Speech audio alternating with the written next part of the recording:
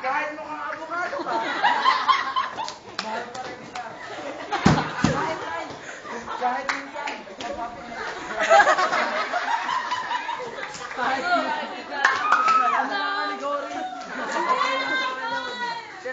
kahit niloloko ka, okay lang sa akin. Mahal na mahal kita. Pero Nay, ito lang sasabihin ko. Huwag ka na magpapatira sa iba.